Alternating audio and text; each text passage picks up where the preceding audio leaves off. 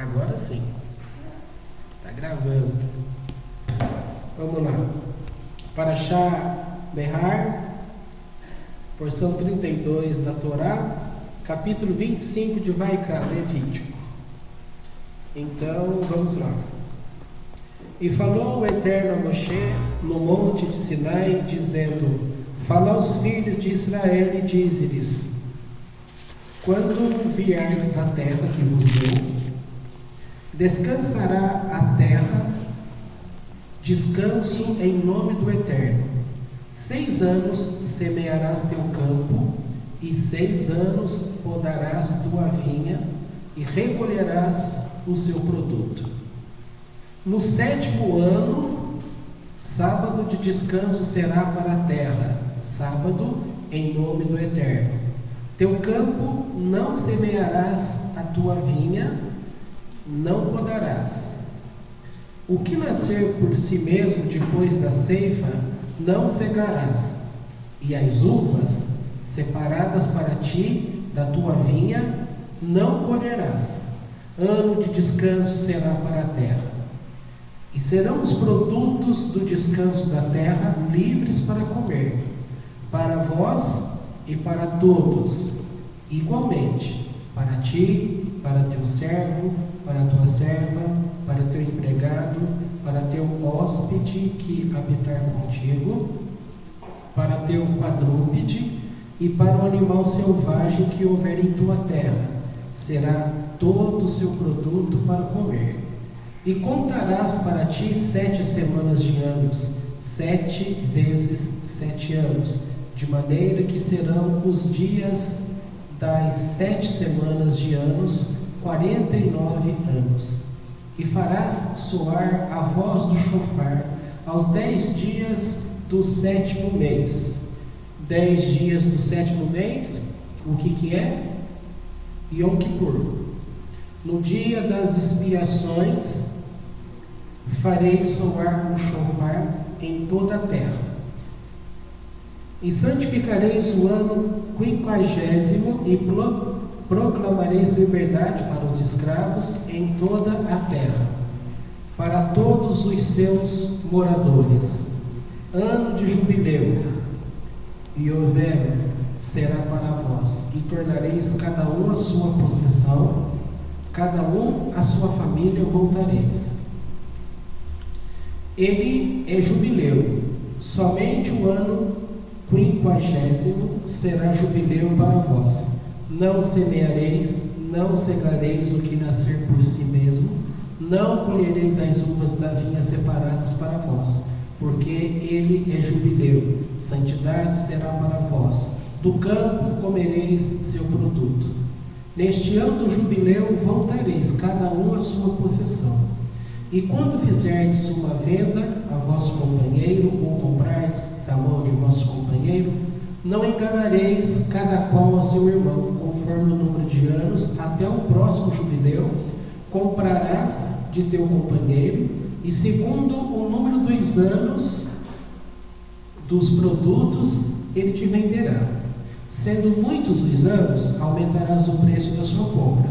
Sendo poucos os anos, diminuirás o preço da tua compra, pois, segundo o número dos anos das ceifas, ele te venderá.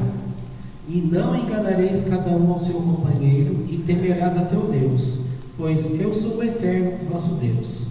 Observareis os meus estatutos e os meus juízos, guardareis e os cumprireis, e habitareis seguros na terra. Vamos dar uma paradinha aqui. O comentário da Bíblia Mordechai, que é um comentário da Bíblia da Torá, ali ele chama a atenção de que a terra, quando o Eterno, em sua criação, o 7º ano, o 7º dia, o que aconteceu? Ele descansou. Quando ele fala para o homem, ele diz para o homem que o 7º dia da semana, o homem tinha de descansar. E agora ele está falando que o 7º ano, a terra também descansar. Então descansou Deus, descansa o homem, descansa a terra, e todas as coisas que o Eterno fez, lembrando que houve quando eles entraram na terra, foi separado para as tribos de Israel, tá? Aquilo ficou definido, a cada 50 anos, a terra tem que voltar ao seu dono original. Agora você pode perguntar assim, é muito comum as pessoas declararem um texto da Bíblia, o Salmo 115, Terrilim, que diz assim: os céus são os céus do Senhor, a terra deu ele aos homens. Está escrito isso? Está escrito isso. Mas também está escrito que a terra é minha. Deus está falando, a terra é minha. E agora? De quem que é a terra? Que terra? Será a terra da terra, a terra homens? Entendeu? Mas vamos por parte, porque nessa questão aqui, por isso que eu acho que vou ler o Midrash, que eu estou me lembrando de histórias que tem aqui, porque a longo prazo, devido à infidelidade do povo, começa a aparecer o pobre.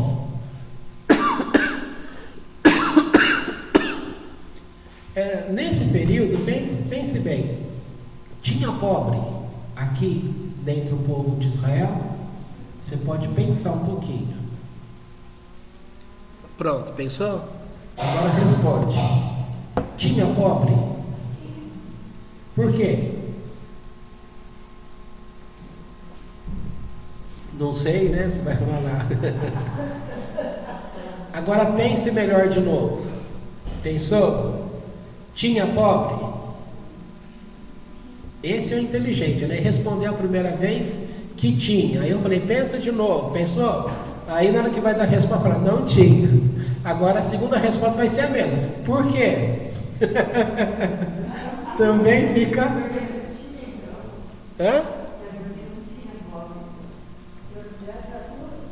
Então, mas por que não tinha pobre? De onde esse povo saiu? Do Egito, tá? O que eles receberam ao sair do Egito? Todas as pessoas, todas as famílias, dinheiro, tesouros, todos eles saíram com tesouros, com ouro, com prata, de tal forma que não tinha o pobre nesse sentido, tá? Que bom, né? Pois é. Agora, sem entrar no assunto, só para provocar você, se a gente pensar por analogia que o Egito lembra o mundo onde nós estamos, e assim como eles estavam escravos, nós temos estado escravos aqui, escravos do nosso próprio eu, né? Nessa luta que a gente tem para poder subjugar a nossa carne, etc, etc. Mas quando a gente deixar esse mundo, deixar essa carne, nós entraremos no mundo vindouro. E no mundo vindouro, a gente podia falar assim, a gente entra rico. Porque a gente vai ter o verdadeiro acesso à verdadeira sabedoria, é o tesouro. Esse tesouro é aquilo que a gente pôde conquistar, principalmente no período da escuridão. Aquele período da praga da escuridão, o Eterno pediu para que eles entrassem nas casas dos egípcios e eles pudessem olhar dentro, vamos falar a linguagem de hoje, dentro de guarda-roupa, dentro da gaveta, dentro do criado mudo, até onde guarda panela, falando a linguagem de hoje, porque onde quer que eles escondessem o dinheiro, o ouro, as moedas, a riqueza deles, na hora que fossem sair, foi mandamento do Eterno pedir ao seu vizinho que lhe dessem a riqueza. E eles falavam assim, não, mas eu não tenho. Então ele podia falar assim, claro que você tem, lá na tua casa, naquele quarto tal, na terceira gaveta, tá naquele potinho, você tem o dinheiro ali, então não tinha como escapar. Da mesma forma, nessa analogia que eu estou fazendo, quando a gente chegar no mundo vindouro, e por ter passado o período de escuridão, que é as provas que a gente vem passando, aquilo que a gente aprende pela Torá, aquilo que tem enriquecido, então esse tesouro que a gente viu, nós o teremos muito lá na presença dele. Por que eu estou falando isso?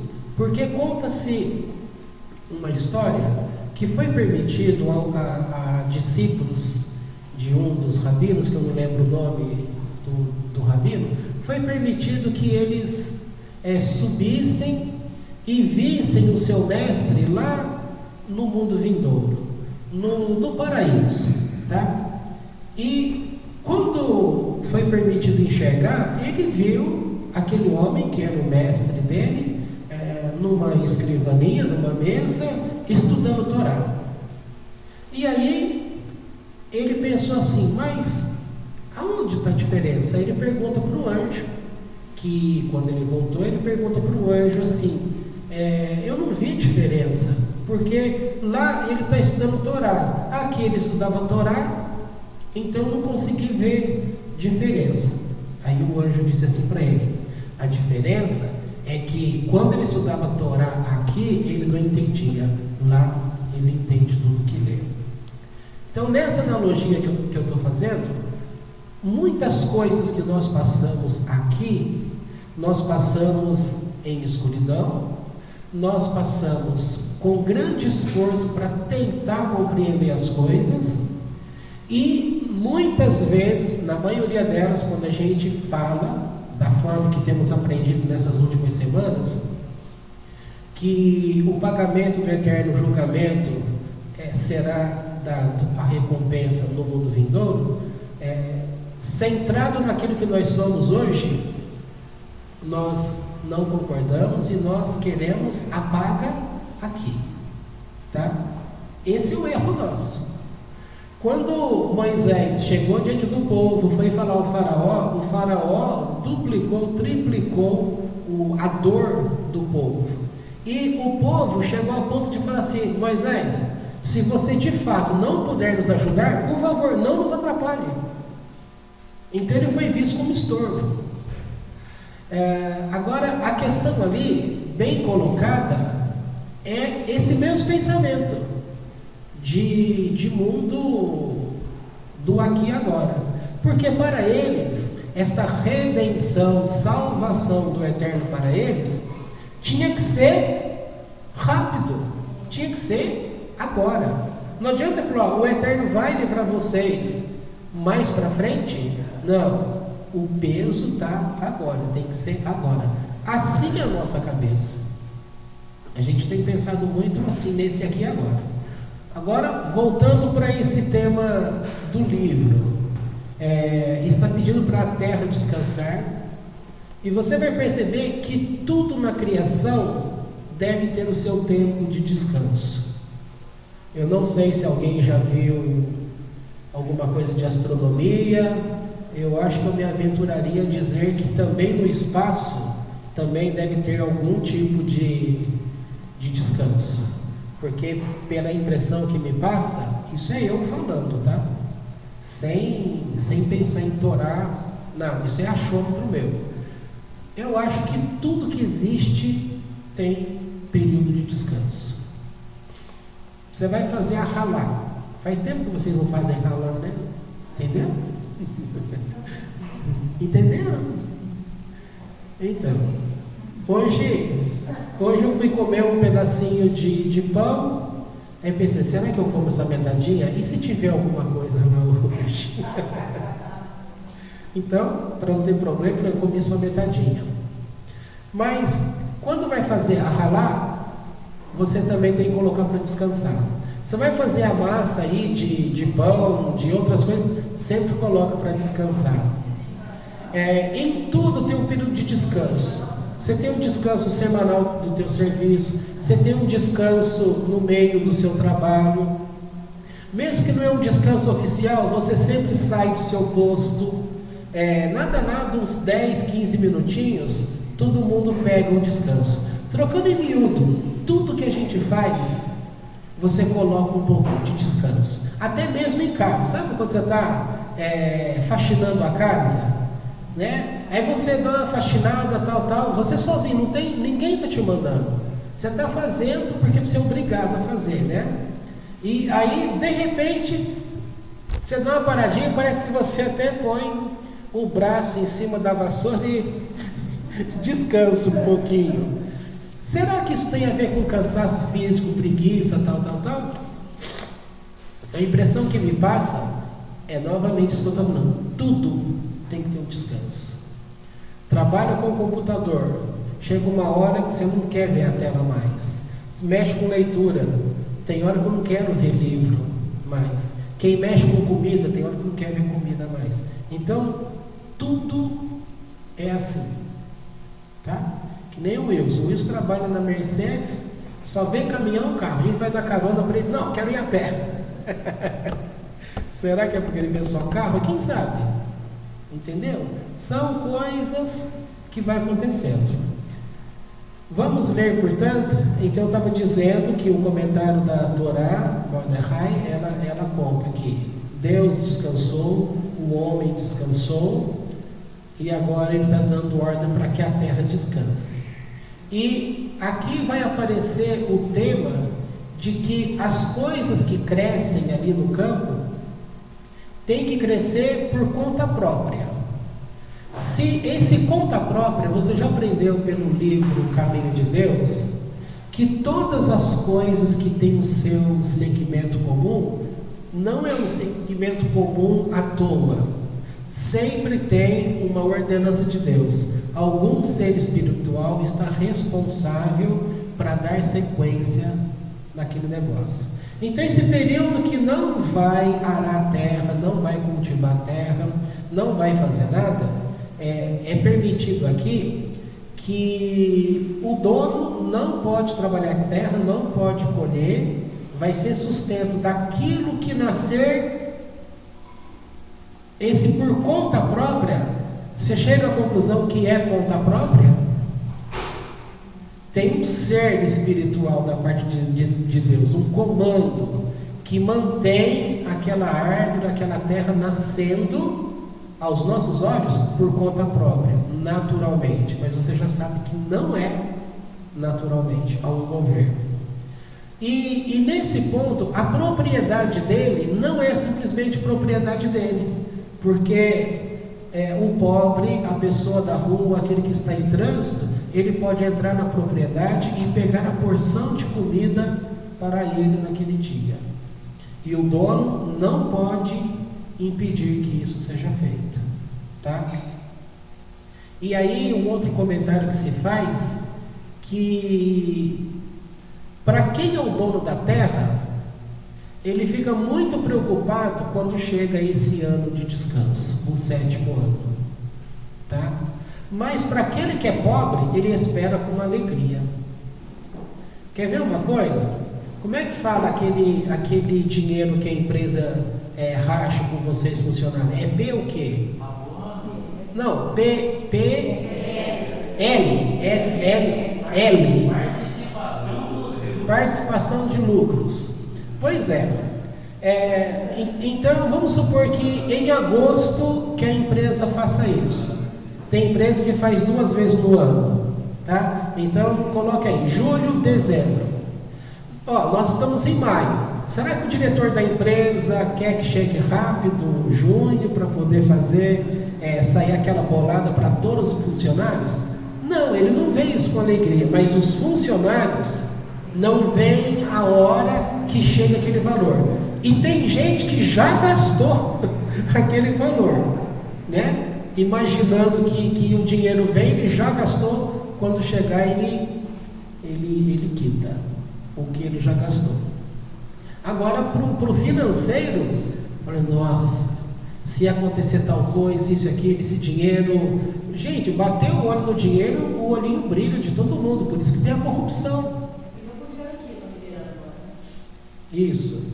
Mas eu estou falando da própria participação, porque o dono vai liberar uma coisa, embora é um direito seu, mas no fundo, ele não queria liberar aquilo para você. Ele é obrigado. Então o dono da terra, será que ele queria liberar a propriedade dele para que toda pessoa pudesse servir-se dela? Claro que não. Mas quem não tem, que está lá do lado de fora, não vê a hora de chegar o 7º ano para ele poder se fartar, porque 6 anos ele não tem nada, mas o homem, o dono, durante 6 anos ele tem tudo. A gente não para pensar essas coisas, não para. A vida vai rodando e a gente não pensa nesses assuntos. A gente não vê, e como começa a pensar nesses assuntos, a gente começa a perceber que o trabalho de Deus, além de ser perfeito, como a gente canta e tem a Escritura, o caminho de Deus é perfeito. E esse caminho de Deus, ele consegue trabalhar as coisas com tantos detalhes que quando a gente vai pensar como equacionar esse negócio, um negócio aqui, como que vai ligar esse daqui, como o pobre, nessa época a gente está falando, eles sabiam que era pobre? Sabiam, porque no Egito tinha pobre, e eles estavam numa condição de escravos, mas agora todos eles têm condições, ninguém precisava. E mais para frente, nas fazendas de Israel, isso aqui vale até hoje, tá? Então vamos ler no Midrash, você que trouxe. Vamos ler.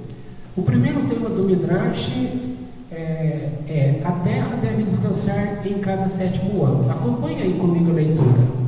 Como você sabe, Hashem ordenou ao povo judeu, todo 7º ano da semana é Shabat. Nele vocês devem cessar todo o trabalho da semana, tá? Hashem também nos ordenou guardar um tipo diferente de Shabat.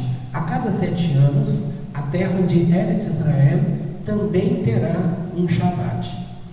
Neste ano de descanso, vocês não trabalharão a terra, tá? Então, a cada 7 anos, a terra tem que descansar.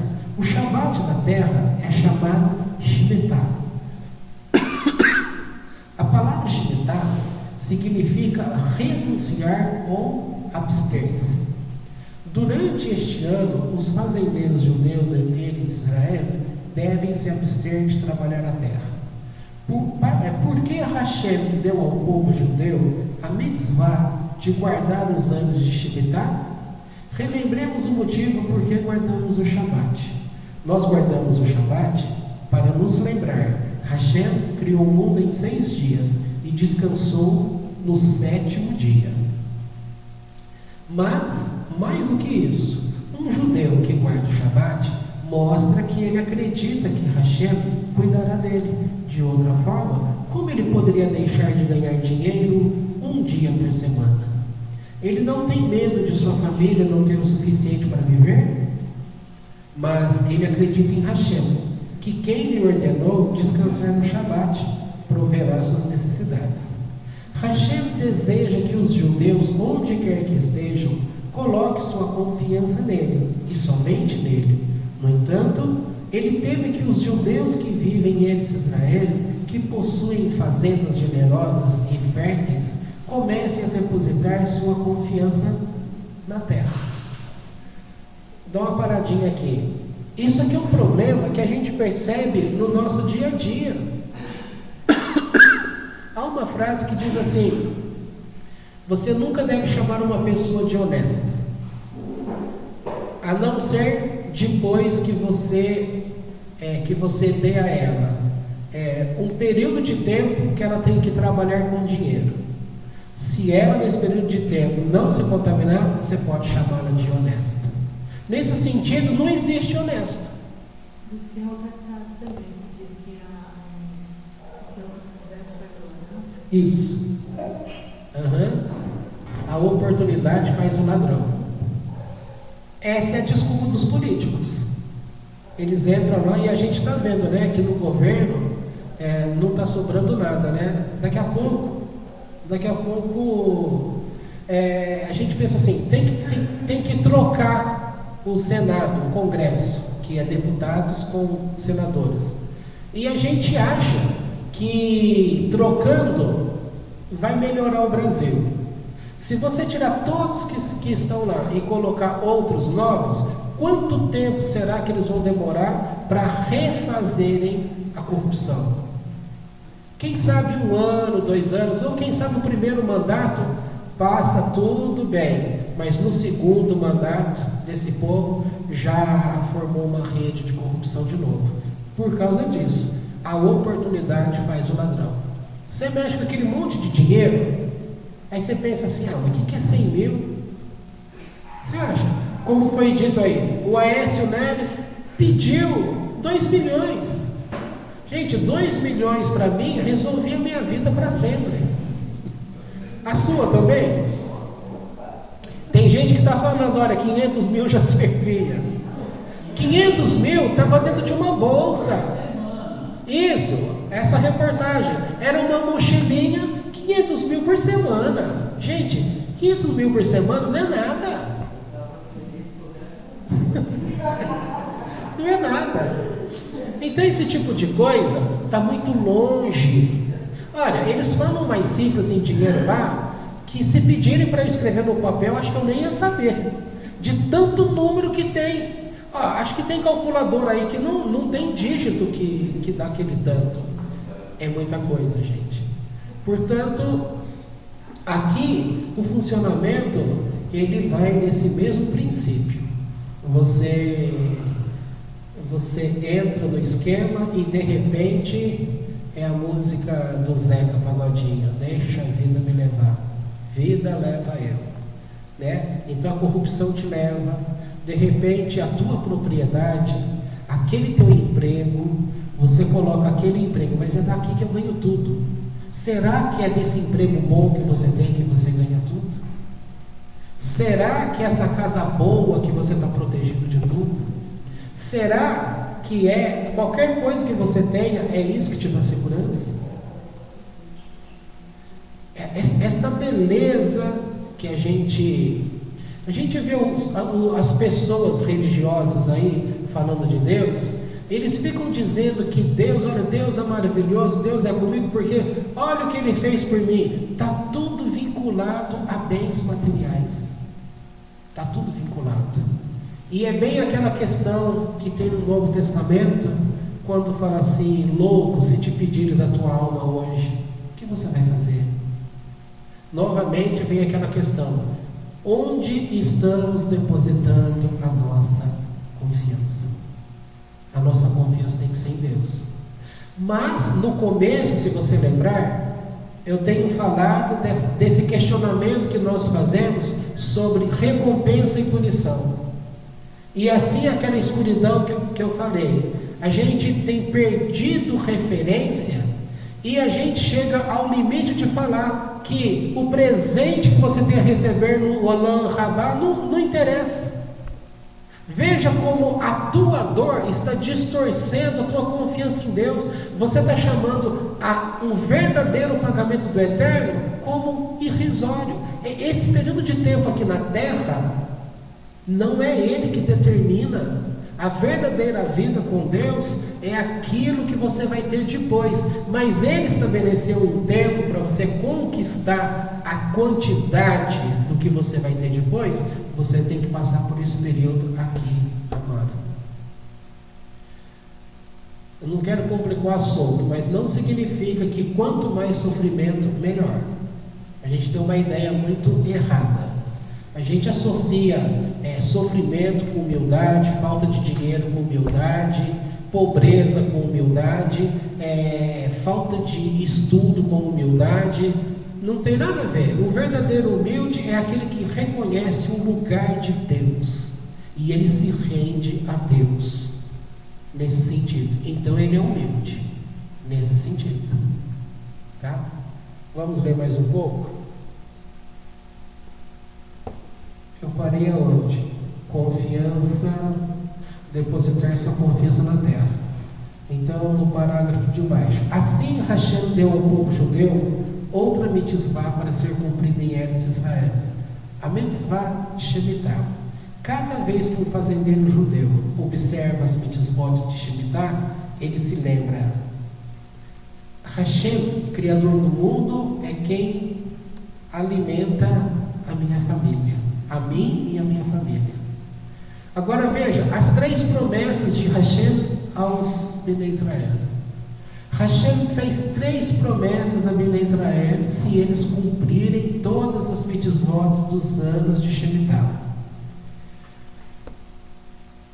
Aqui tem uma observação. Se você quiser saber qual ano é o ano de Shemitah, eis aqui um truque simples. Pegue o ano corrente do calendário hebraico.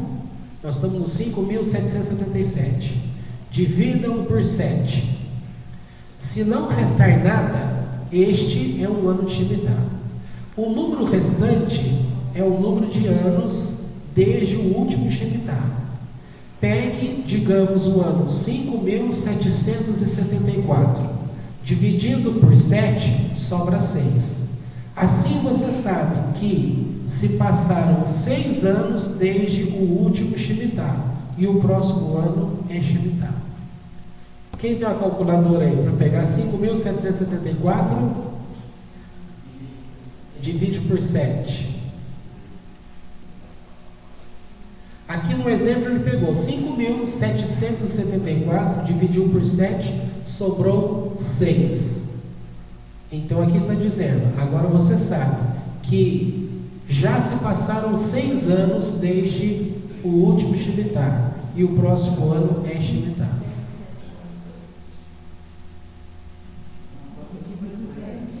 5.777 dividido por 7.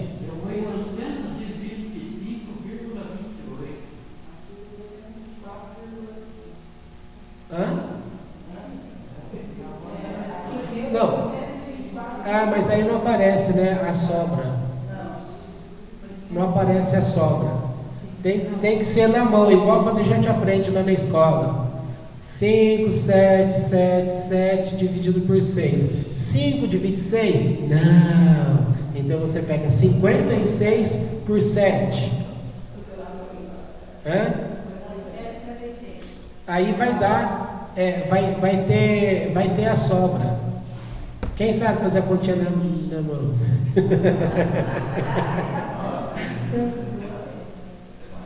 Se for fazer a conta, 825 vezes 7, vai dar 5.775. Pode-se dizer que falta 2 anos. Então daqui 2 anos é Shemitah. É isso que está explicando. Vai dar o 7º ano. A sobra que dá 6. Está dando 6 de novo? O ano que vem é Shemitah, se for nesse sentido. Se a gente não fez nada errado, o ano que vem é o ano de descanso da terra de novo. Entendeu? Entenderam o processo aqui? É assim que é o truque que está se ensinando. Então vamos ver. Aí tem que dar redondo por 7.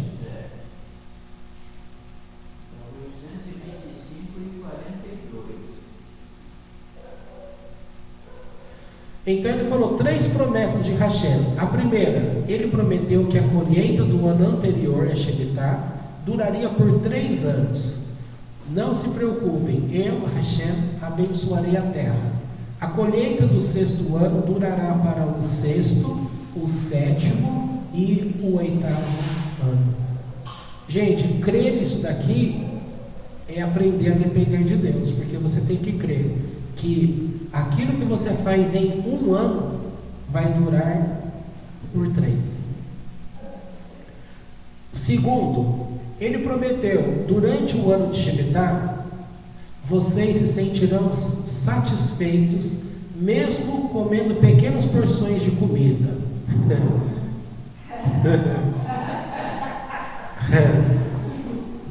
O gordo acho que não gosta desse pedaço, né? Você sabe que a primeira vez, não que eu seja gordo, tá? E também não tem problema com gordo. É que, né, que tem magrinho que come muito. Não é mesmo? Não é mesmo, irmão? Olha lá o irmão. Tem magrinho, chega na churrascaria, falei, teremos lucro hoje. E chega o gordão e ele fala, misericórdia, hoje estamos perdidos. O gordo não come nada e o magrinho manda matar até outra vaca.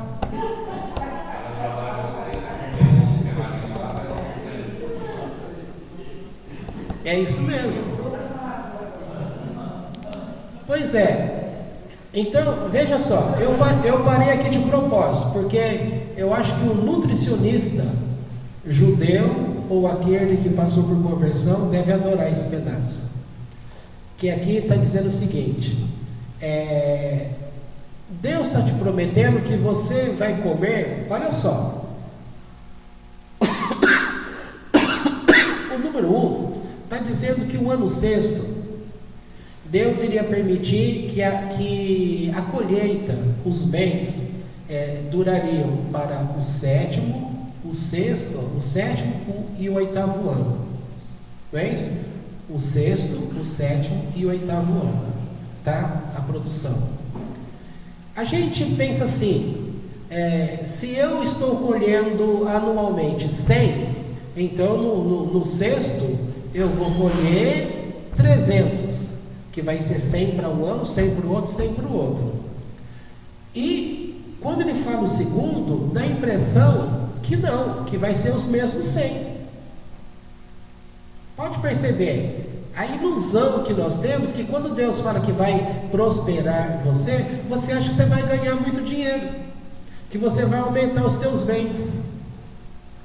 E aqui está dizendo que, olha só, ele promete que durante o ano de Shemitah vocês se sentirão satisfeitos, mesmo comendo pequenas porções de comida. Quando eu fiz o regime lá que a nutricionista me passou, ela mandou que eu colocasse no meu pratinho 4 colheres de arroz.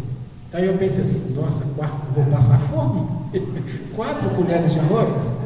Aí o primeiro dia foi ruim, 4 colheres. O segundo dia foi ruim também. O terceiro também foi. Mas acho que passou uma semana, eu comecei a perceber que eu perdi 3 quilos na semana. Então eu pensei assim, depois que passou mais dias, aí eu comecei a pensar, puxa, como a gente come a mais desnecessariamente.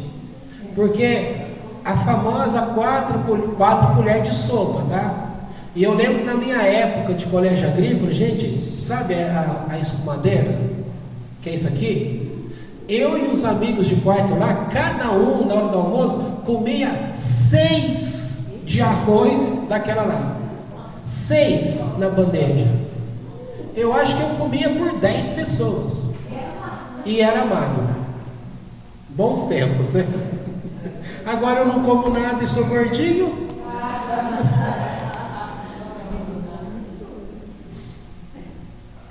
Portanto, estas 4 colheres, elas foram suficientes, são suficientes, porque ela mantém o teu corpo saudável. Dá para perceber que nós temos é tudo desregulado, né? A gente pede a bênção para Deus e a gente começa a perceber que nós somos todos desregulados.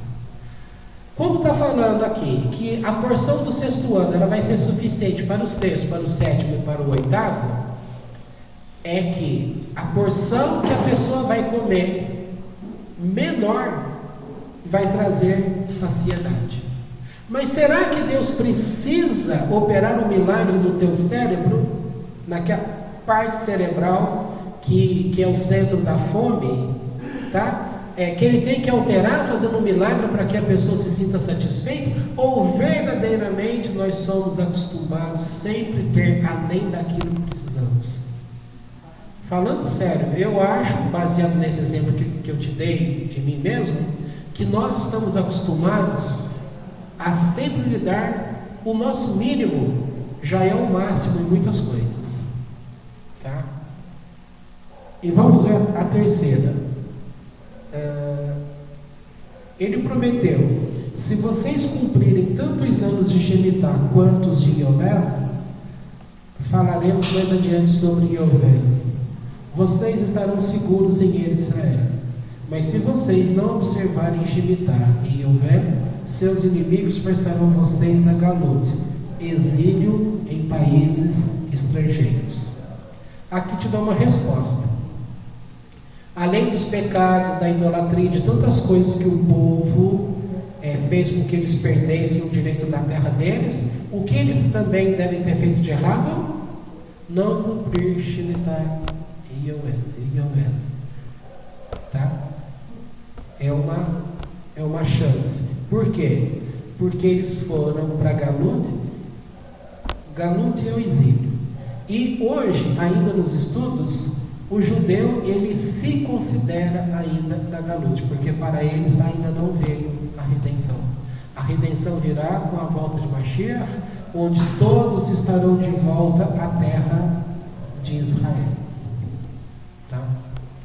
Eu não vou ler o Midrash inteiro não, estou trabalhando só essa primeira parte, porque são coisas...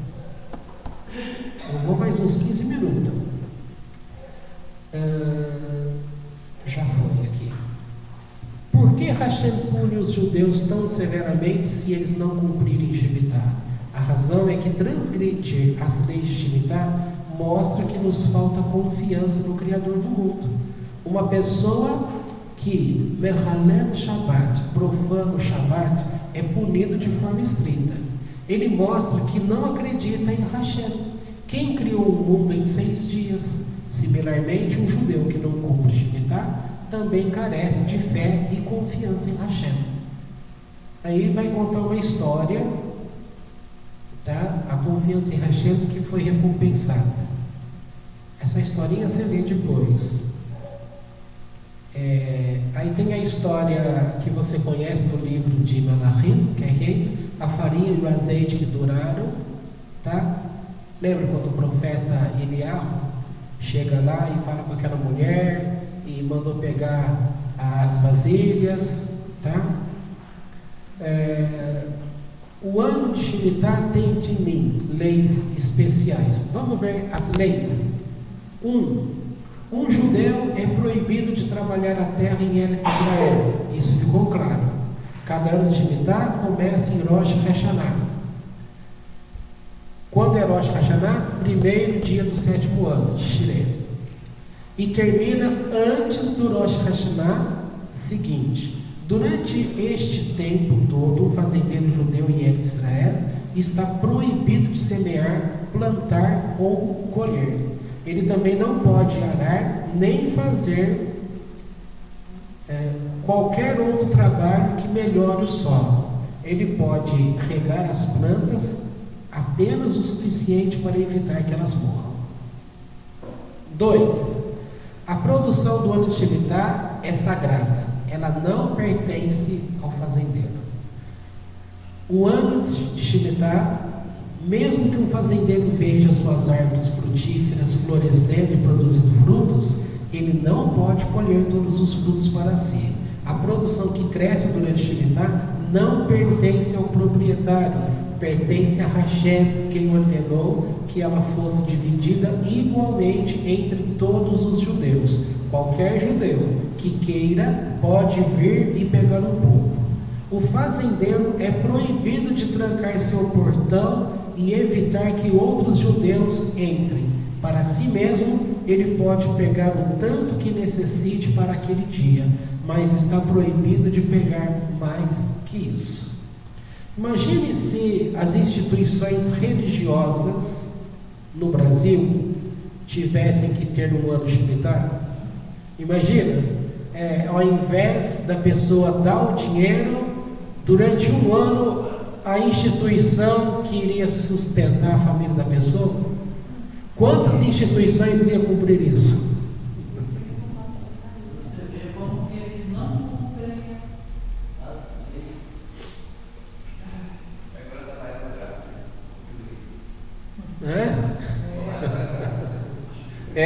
Está na era da graça. Pois é uma desculpa.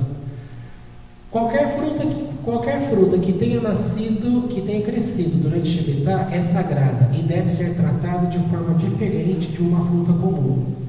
O fazendeiro não pode vender esta fruta. Quando chega próximo a esses anos aí, quando você faz importação de produtos de Israel, tem que ter um controle, hoje tem que ter um controle claro disso daí, para que você não esteja ajudando um espertalhão quebrar essa lei, entendeu?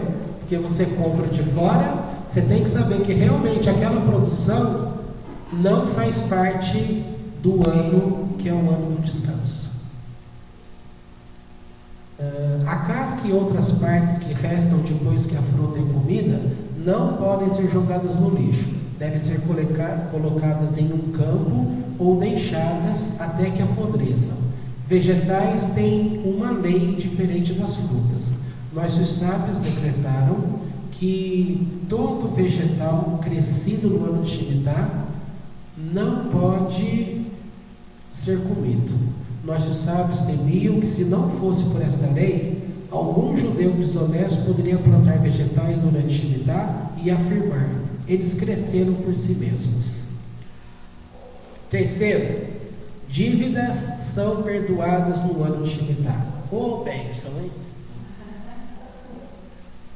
No final do ano de Shemitah, um judeu que tenha emprestado dinheiro não pode mais requerer do judeu que pegou o empréstimo.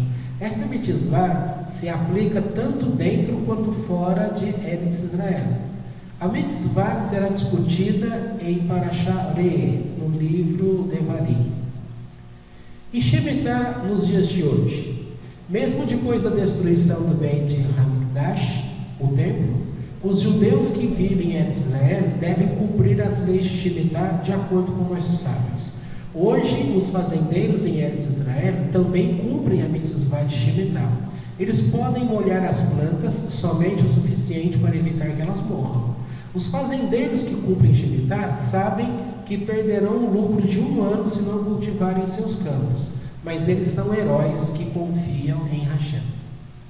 O Midrash compara os judeus que se abstêm de trabalhar o solo durante Shemitah a anjos. Sua confiança em Hashem os tornam tão grandes que eles se parecem mais com anjos do que com pessoas. E nós, os sábios, ensinam: Mashiach virá no final de um ano de Shemitah.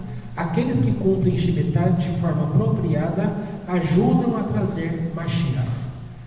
Judeus que vivem fora de Israel podem participar da mitzvah de Shemitah, contribuindo com dinheiro para um fundo especial que ajuda a sustentar os fazendeiros que cumprem Shemitah. Isso aqui é bonito, né? É muito bonito você saber que há um fundo e que esse dinheiro não vai ser desviado. A gente precisa recalcular aquela conta que a gente estava fazendo dos 7 anos. A gente precisa dos 7 anos. A gente tem que fazer no 49. Não é 7 anos, são 49. Do começo dos tempos até hoje teve 117. Mas aí são duas coisas. Um descanso é o sábado 2 sábados. Esse é um, que é o chamado Yomel. E esse que nós estamos falando é o 7º ano da semana. Então você tem 1 ano, 2, 3, 4, 5, e no 6º ano você vai ter a produção, vai cessar ali, porque o 7º ano a terra vai ter que descansar, você não vai produzir. É essa conta que a gente fez. Não é o 7 relacionado do 49, não. O 49 ele vai estar mais ligado com a libertação dos escravos, tá? Aí você vai lembrar aquele texto que fala assim: durante 6 anos o funcionário, o escravo, né? Aí a questão que a gente vai ver quando tratar disso é que, por isso que eu perguntei, tinha pobre naquela época? Se não tinha pobre, então como que tem leis falando do escravo? Se todo mundo era rico. Está falando de rico, aí está se tratando de alguma coisa, de produção de terra, quando todo mundo tinha terra, todo mundo tinha dinheiro.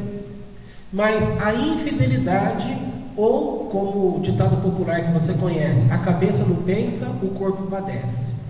As pessoas vão se endividando, nós vamos ver isso depois, que vem a sequência e vai dizendo assim, só vou adiantar para você relembrar a coisa.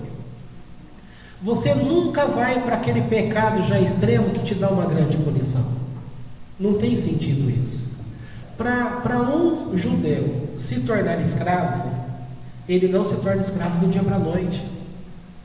Primeiro, ele teve que começar a pensar errado e cometer gafes com aquela terra que ele adquiriu. Mas Deus é tão bom que mesmo ele cometendo aquelas gafes, durante 49 anos ele pode bater a cabeça. Ele foi obrigado a vender sua propriedade. Quem comprou pode ter vendido de novo, que quem comprou pode ter vendido de novo, não interessa para quantos foi vendido. Quando chegar o ano 49 e entrou no 50º, o ano 50, aquela terra que era dele volta para ele. Mas ele tinha 50 anos quando tinha aquela terra. Quando a terra voltar para ele, ele tem 100 anos, ou já morreu, mas volta para a família. Então essa terra sempre fará parte daquilo que é a família, o povo de Israel. E é nesse sentido que Deus falou, a terra é minha. Entendeu? Por outro lado, aquele texto que eu disse antes, está querendo dizer que o nosso tempo de administração, de viver, é na terra, que a terra Deus deu ao homem, e que os céus é dele. Nós não somos donos do céu. Entendeu? O que você ia falar? Eu vou falar que então, se passaram 2 anos desse ano aqui, então faltam 5 ou 4, né, para ser o... Está mais correto, porque Shemitah foi recente aqui. Então, se passaram 2 anos. Se passaram 2 anos, viu, gente? De Shemitah. Então tem mais 5 para chegar ao 7º. 4, 5, 6. Isso, gente. Se passaram 2 anos, é suficiente. Posso seguir aqui? Vocês já estão com fome, quer ir embora? Aí o religioso levanta e fala assim, não, meu amigo, quando eu vou estudar as coisas do Eterno, eu perco até a fome. Aí eu falo para você, sei.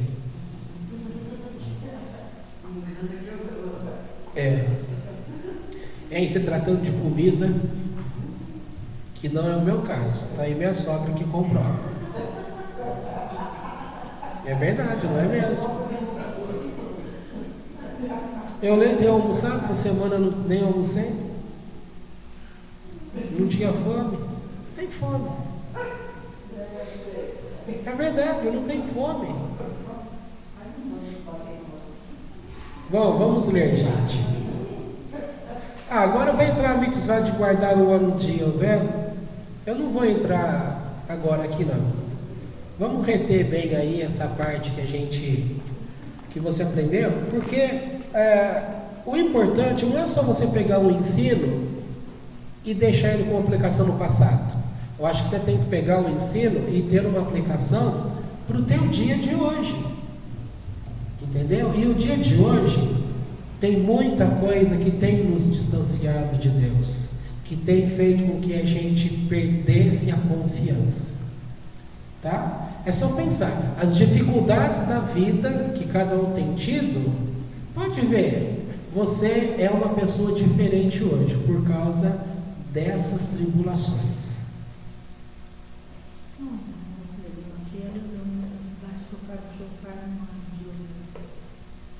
Isso é o próximo? Que página que está? 2, 3, 4. Isso, eu estou lendo. A alusão na mitzvah de tocar o shofar no ano de Yovel. Então vamos ler. Quando o shofar soava no ano de Yovel, ele anunciava liberdade para todos os escravos judeus. Da mesma forma, um dia haverá o som de um enorme shofar anunciando a chegada de Mashiach. Este som do chofar será o início da verdadeira liberdade para o povo judeu. Quando Jesus nasceu, tocou o chofar?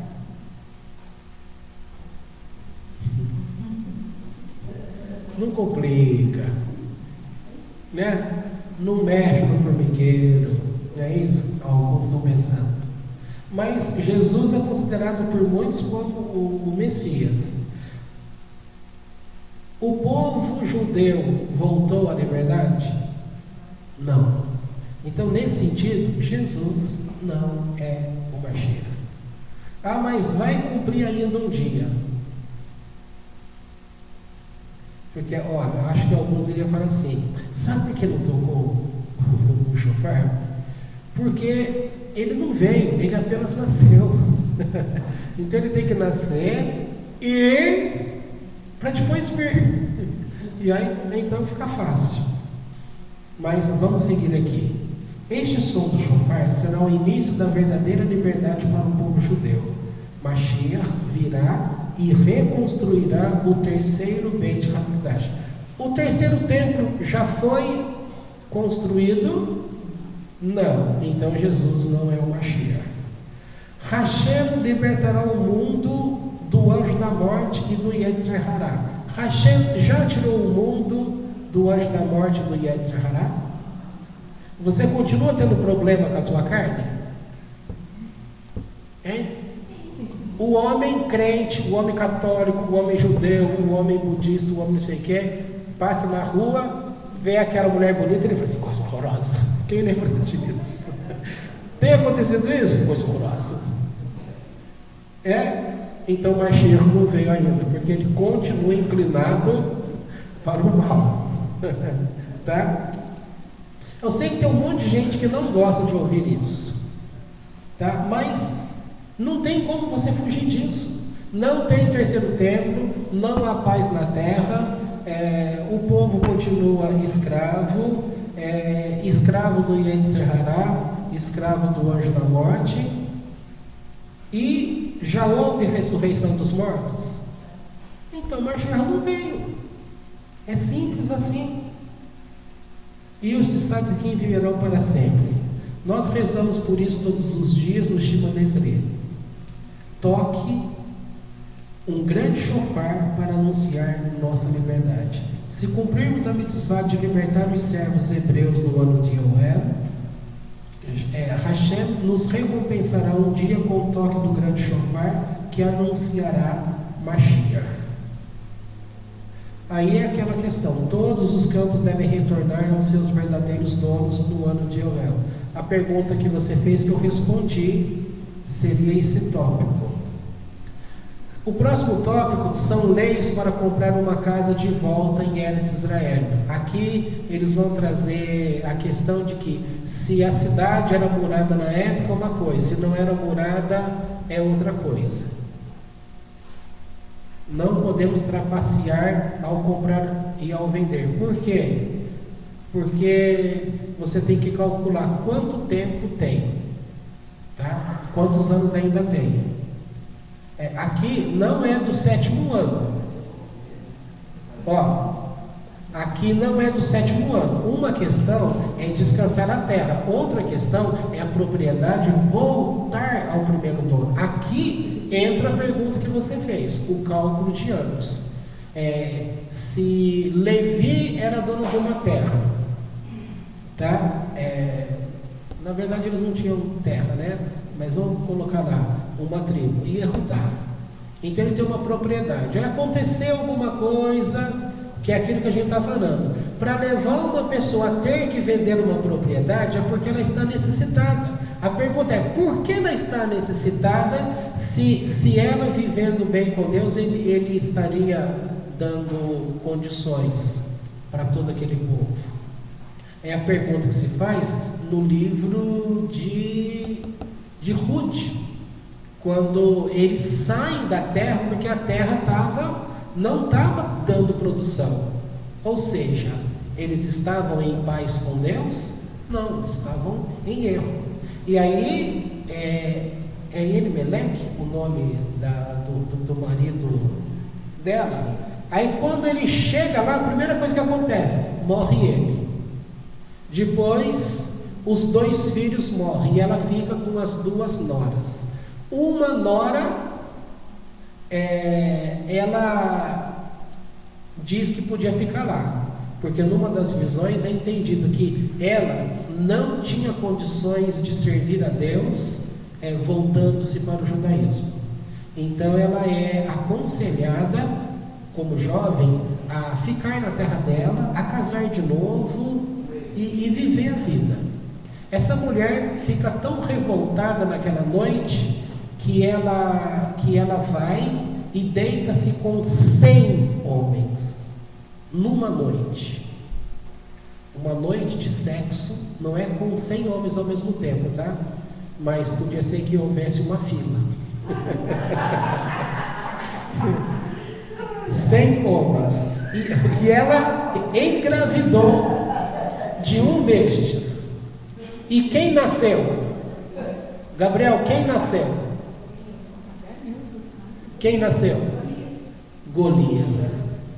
Golias nasceu. Por isso é explicado o ódio de Golias contra o povo de Israel. Porque ele tinha tanta afronta, sendo que aparentemente na vida dele não tinha motivo para ele ter revolta sobre Israel. A Ruth e a como é que é o nome dela? Orfa, né? As duas eram noras de Noemi. Então Noemi tinha 2 filhos, tá? Orfa era casada com um dos filhos, Ruth era casada com outro filho. Agora olha para você ver como que são as coisas em termos de fidelidade. Ruth foi fiel, e é um passo que eles explicam na história dela para mostrar aquele que de fato tem uma alma judia, a alma que realmente está disposta a servir a Deus pela Torá. Ela relata: onde quer que tu fores, irei eu, o teu Deus será o meu Deus, onde quer que você pousares, pousarei eu, e não te deixarei, a não ser que a morte me separe de ti. E isso daqui é usado na história judaica para mostrar que uma pessoa, ela tem que ter um preparo, dentro dela tem que ter esta alma judaica para ela fazer a conversão.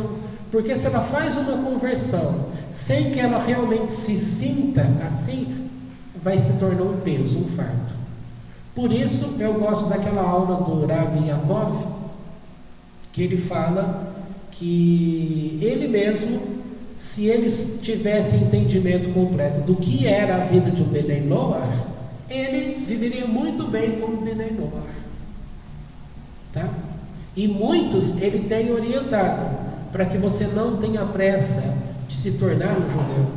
Se a Torá te oferece condições de viver como Benei Noach, debaixo das 7 leis, você vai viver com Deus, usufruindo de tudo e realmente cumprindo naquilo que é o teu chamado.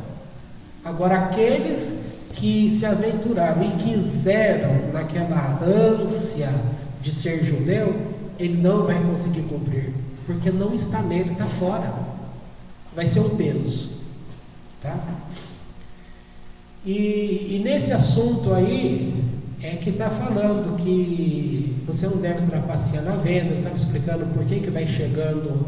Eu dei o exemplo dessa parte de Ruth, porque quando eles voltaram, eles estavam lá no campo pegando comida, que aí aquela lei que caiu no chão, você não pode pegar, tem que deixar para o outro, entendeu?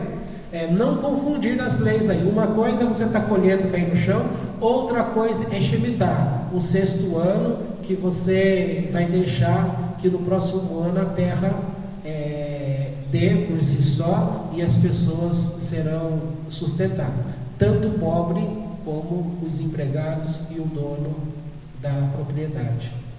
Por isso, quando vai fazer a venda de uma propriedade, aí entra aquela questão: por que vai vender uma propriedade?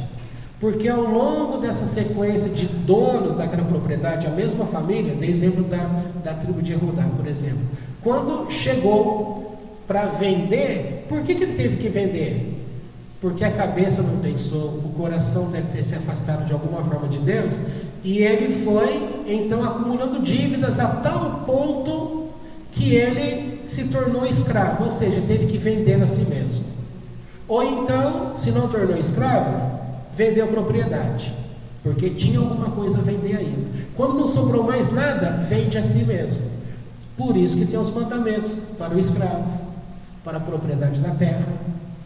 Quando você vai vender, não burlar a propriedade, tem que fazer a conta correta, porque o fulano compra a tua terra por R$1 milhão hoje, aí dali 2 anos vai ter que devolver para o dono original, ele nem recuperou o dinheiro que ele empregou. Então, se ele vai desfrutar apenas 2 anos, o valor tem que ser cabível dentro do lucro que ele pode ter em 2 anos, tá? Isso é justiça, entendeu? E o que é bonito nessa história toda é ver que Deus trouxe igualdade para todos, e quem foi ficando na desigualdade é por causa do livre-arbítrio da pessoa, aquilo que cada um vem fazendo com o seu próprio eu, o seu próprio corpo, a sua própria propriedade e os seus próprios bens.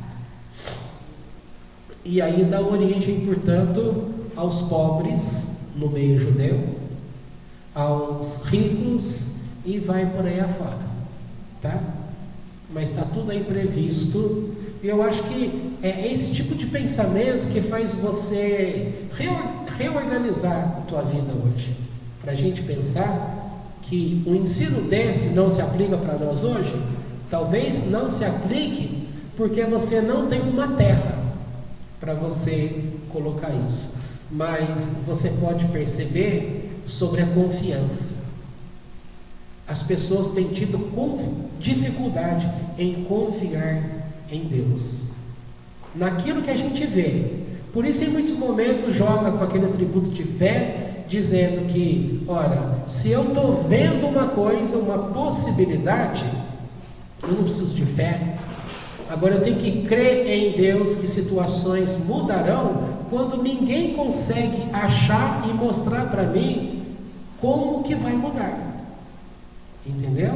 Se ninguém consegue me provar como que vai mudar, e eu acredito que vai mudar, então eu tenho confiança em Deus.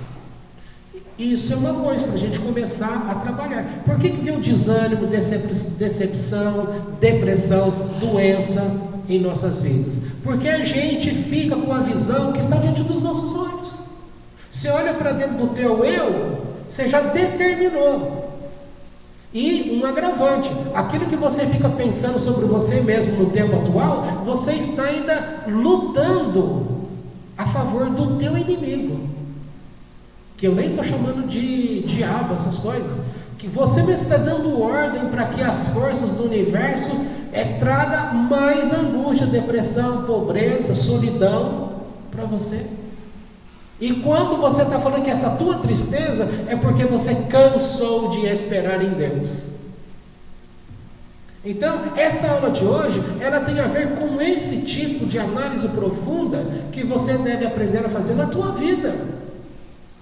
Porque o mal que estamos passando hoje, ele passa pela falta de confiança que a gente tem dedicado a Deus. A gente está olhando com aquilo que os nossos olhos enxergaram, mas os nossos olhos, eles enxergam apenas aquilo que está na terra. A nossa alma, ela tem um tipo de olho que enxerga aquilo que é espiritual. Por isso os orientais gostam de falar do terceiro olho, tá bom? Podemos parar por aqui então. Espero que vocês pensem um pouco sobre isso e comecem a perceber a carência que nós temos tido. Você começa a identificar, para você mudar a tua vida, tá bom? Aí vem que nem a questão de ontem. Não adianta pedir para Deus mudar a tua vida, no caso que eu estou explicando hoje, porque é algo que você tem que fazer, baseado na certeza que a Torá tem te dado. Tá bom?